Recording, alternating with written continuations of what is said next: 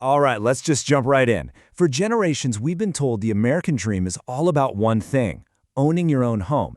But what if that's not true anymore? What if the real key to building wealth today isn't about owning a house, but about owning freedom? Let's explore that. You can picture it, right? The classic two-story house, the perfect green lawn, maybe even that white picket fence. For our parents, our grandparents, this was everything. It wasn't just a building, it was a symbol. It meant you'd finally made it. It was the absolute bedrock of financial security and, a successful life. But here's the tough question we have to ask. What if that very same dream has turned into a financial ball and chain for a whole new generation? What happens when the dream just costs too much to even be a dream anymore? And that's exactly what we're seeing. It's not just the feeling, the numbers prove it. With mortgage rates going through the roof and home prices just refusing to come down, the dream is becoming this massive, expensive, and this is the key word, illiquid anchor. It's holding people down instead of lifting them up. So, to really wrap our heads around this big shift, let's look at two very different ways of thinking. We're going to follow the story of Mark, who's our traditional homeowner, and Chloe, our modern fund investor. Their choices, believe me, they paint a super clear picture of this new financial world.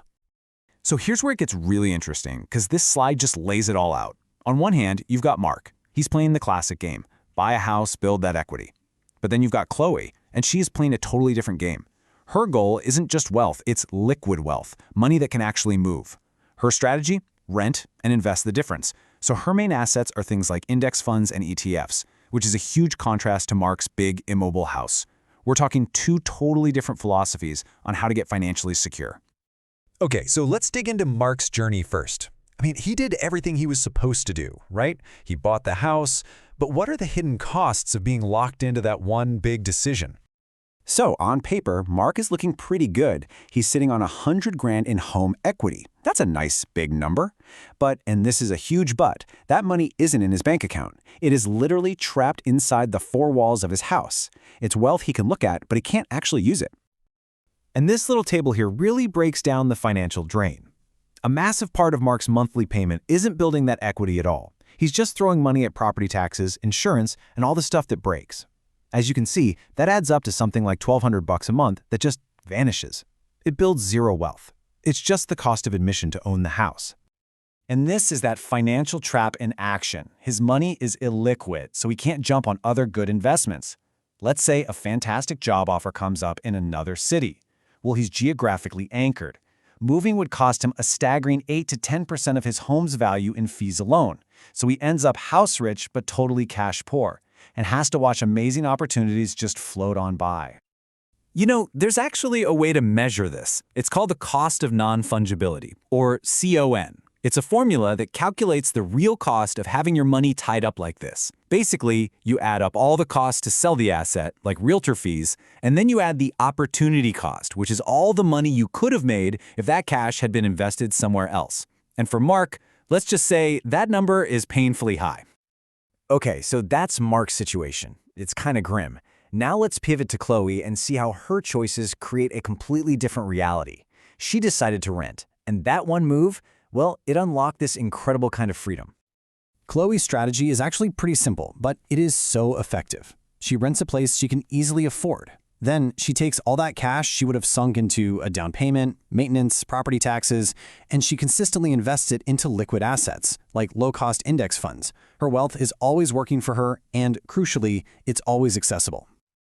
And this liquidity, it gives Chloe what you could honestly call a superpower, geo-arbitrage. It sounds fancy, but it's a simple, powerful idea.